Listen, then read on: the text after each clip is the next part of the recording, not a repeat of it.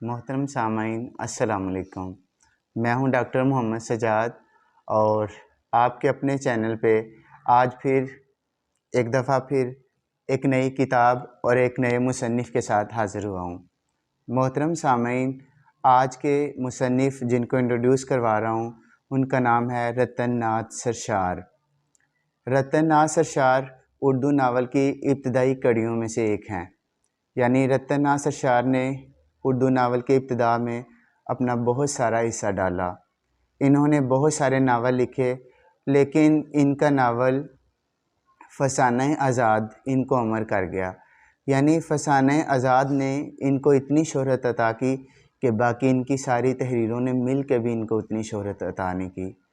انہوں نے 1878 میں فسانہ آزاد کو لکھنؤ کے ایک اخبار اودھ پنچ میں قسط وار لکھنا شروع کیا،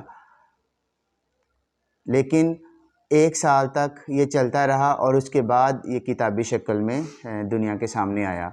اس کو اتنی مقبولیت حاصل ہوئی کہ لوگ اگلی قسط کا آنے کا بے چینی سے انتظار کیا کرتے تھے۔ رتن سرشار کا یہ ناول فسانہ آزاد اپنے اندر دنیا کی بہت ساری رنگینیوں کو سموئے ہوئے ہے۔ اس ناول کے اندر مزاح کا تڑکا بھی ہے۔ مزاح کے ساتھ ساتھ زندگی کی مختلف رنگینیوں، طبقاتی کشمکش، مزاح نگاری، مکالمہ نگاری اور لکھنوی انداز جو ہے وہ اپنایا گیا ہے۔ اس کی اگر ہم کہانی دیکھیں تو اس ناول کا ہیرو یا مرکزی کردار آزاد ہے۔ یہ مرکزی کردار حرفن مولا ہے۔ اس کے ہاں جو ہے تعلیم یافتہ بھی ہے، لیکن اس کے ساتھ ساتھ جو ہے یہ شوخی باز ہے۔ یہ چاہتا ہے کہ ہر عورت اس پہ مرے۔ اس کے علاوہ یہ طاقتور ہے، ہر کام میں ٹانگ اڑانا چاہتا ہے۔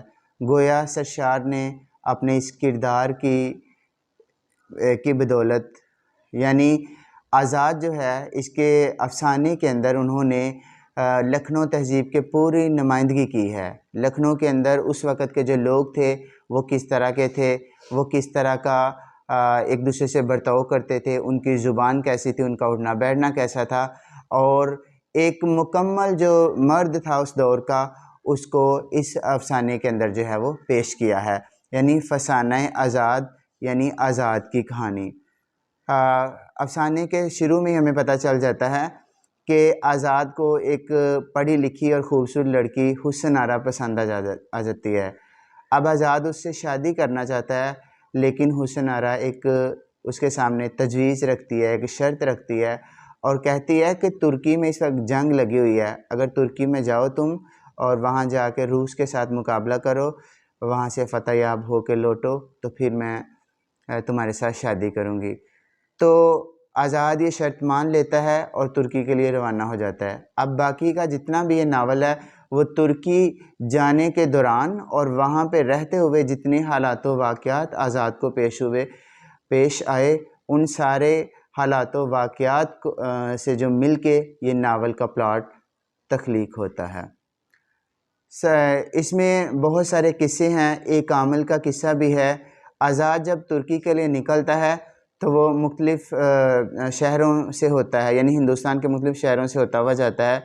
ایک جگہ اسے پتہ چلتا ہے کہ جمل پور میں ایک جھوٹا عامل ہے جو لوگوں کو ورگلا رہا ہے، اور یہ عامل جو ہے لوگوں کو پچھاڑ بھی رہا ہے، یعنی لوگوں کے ساتھ کشتی بھی لڑتا ہے اور ہر ایک کو اس دعوے کے ساتھ جو ہے وہ للکارتا ہے کہ آؤ میرے ساتھ کوئی لڑے، مجھ سے جو ہے وہ کوئی لڑے، لیکن کوئی بھی اس کی دعوت کو قبول نہیں کرتا کیونکہ یہ عامل جو تھا یہ بہت طاقتور تھا۔ اب آزاد جو ہے اس کے کہے کو مانتا ہے، یعنی اس کی تجویز جو ہے، اس کی للکار کو قبول کرتا ہے اور اس کے ساتھ کشتی لڑتا ہے، اس کے ساتھ لڑائی لڑتا ہے اور اس کو پچھاڑ ڈالتا ہے۔ اب آزاد کے اس کو پچھاڑنے کی وجہ اس طرح آزاد کی اس علاقے میں واہ واہ ہوتی ہے اور عامل جو ہے اس کو شکست تسلیم کرنا پڑتی ہے۔ اس سے آگے ایک بانکے شخص کا قصہ ہے کہ جس کا اس علاقے میں بڑا طوطی بولتا ہے۔ وہ شخص جو لباس پہنتا ہے کسی اور شخص کو وہ لباس پہننے کی اجازت نہیں ہوتی۔ تو جب آزاد کو پتہ چلتا ہے کہ اس طرح کا بھی یہاں پہ ایک کردار بستا ہے تو آزاد اگلے دن اسی طرح کا لباس ٹوپی سمیت پہنتا ہے، اور جب اس بانکے کو پتہ چلتا ہے وہ بانکا آزاد کے سامنے آتا ہے، اسے کہتا ہے کہ تم یہ ٹوپی اتارو، تو آزاد اپنی ٹوپی اتارنے کے بجائے اس کے سر سے اس کی ٹوپی اتار کے دوسری ٹوپی اسے پہنا دیتا ہے۔ اس طرح اس شخص کو بھی ہزیمت کا سامنا کرنا پڑتا ہے۔ آگے چلتے ہوئے ایک اور شخص ہے جس کا قصہ ہے، اور یہ عالم شخص ہے۔ یہ شخص جو ہے اس کا دعویٰ ہے کہ میں نے دنیا جہان کی کتابیں پڑھ لی ہیں، چاٹ لی ہیں، اب کوئی بھی شخص مجھ سے مقابلہ نہیں کر سکتا۔ یہ دراصل ایک ملحد ہے جو اللہ کو نہیں مانتا۔ تو آزاد جو ہے اس کو مقابلے کی دعوت دیتا ہے، اس کا چیلنج قبول کرتا ہے۔ ایک نواب صاحب کے دربار میں یہ سارا پروسیس ہوتا ہے۔ وہ شخص 3 سوال کرتا ہے۔ وہ کہتا ہے، اس کا پہلا سوال یہ ہے کہ یہ جو انسان تو اس کا پہلا سوال یہ تھا کہ اگر خدا ہے تو وہ نظر کیوں نہیں آتا؟ دوسرا سوال یہ ہے کہ شیطان کو آگ سے پیدا کیا گیا ہے، اور پھر یہ بھی فرمایا گیا ہے کہ شیطان کو جہنم میں ڈالا جائے گا، تو آگ کی بنی ہوئی چیز پہ آگ اثر کیسے کرے گی؟ اور تیسرا وہ یہ کہتا ہے کہ جب یہ کہا جاتا ہے کہ سب کچھ اللہ کی طرف سے ہے تو پھر کسی کو الزام کیوں دینا؟ تو سارے لوگ اس ملحد عالم کے سوالات دے کے پریشان ہو جاتے ہیں۔ آزاد مٹی کا ایک ڈھیلا پکڑتا ہے اور اس کی پیشانی پہ مارتا ہے۔ وہ شخص درد سے بلبلا اٹھتا ہے اور کہتا ہے کہ اب تمہارے پاس میرے سوالوں کے جواب نہیں تھے تو تم اس طرح کا برتاؤ کرنے لگتے ہو۔ تو نواب جو اس وقت بیٹھے ہوئے تھے وہ بھی آزاد سے اس کے بارے میں تفتیش کرتے ہیں۔ آزاد کہتا ہے کہ میں نے تو اس کے سوالوں کے جوابات دیے ہیں، اگر اس کے اندر جو ہے اتنی عقل ہوتی تو یہ میرا شکریہ ادا کرتا۔ پھر وہ بتاتا ہے کہ یہ کہہ رہا ہے کہ مجھے مٹی کا ڈھیلا مارا ہے، تو اس کا پہلا سوال تھا کہ اگر خدا ہے تو نظر کیوں نہیں آتا؟ تو اگر اسے درد ہو رہا ہے اس وقت، اسے تکلیف ہو رہی ہے، تو پھر وہ نظر کیوں نہیں آ رہی؟ دوسرا اس کا سوال تھا کہ شیطان آگ سے بنا ہے تو اس پہ آگ کیسے اثر کرے گی؟ تو اب دوسرے سوال کا جواب یہ ہے کہ یہ بھی تو مٹی سے بنا ہے، تو پھر مٹی کے ڈھیلے نے اس پہ اثر کیوں کیا ہے؟ تیسرا اس کا جو سوال تھا وہ یہ تھا کہ جب ہر چیز اللہ کی طرف سے ہوتی ہے تو پھر لوگوں کو قصوروار کیوں ٹھہرانا؟ تو یہ کام بھی تو پھر اللہ کی طرف سے ہوا ہے، یعنی میرا جو مارنا ہے وہ بھی اللہ کی طرف سے ہے، تو پھر مجھے الزام کیوں دے رہے ہو؟ اس طرح یہ سارے سوالات کے جوابات دے دیتا ہے اور ملحد عالم جو ہے وہ اپنا منہ تکتا رہ جاتا ہے۔ سفر کرتے کرتے یہ سمندر کے کنارے پہنچ جاتے ہیں۔ اس کا جو ہمراہی تھا کھوجی، یہ بھی ایک بڑا عجیب سا کردار ہے۔ کھوجی کو پانی سے ڈر لگتا ہے، وہ سمجھتا ہے کہ میں اب آگے نہیں جاؤں گا، لیکن آزاد جو ہے ایک ترکیب لڑاتا ہے، وہ کھوجی کو افیون کھلا دیتا ہے۔ کھوجی اس کا رسیہ ہوتا ہے، افیون کھلا دیتا ہے، کھوجی بے ہوش ہو جاتا ہے اور اسے پھر چارپائی پہ لٹا کے جہاز میں ڈال کے سمندر کے راستے لے جاتے ہیں، اور اس طرح وہ قسطنطنیہ پہنچتے ہیں۔ قسطنطنیہ پہنچ کے آزاد کی ملاقات وزیر جنگ کے دوست کی بیٹی مائدہ سے ہوتی ہے۔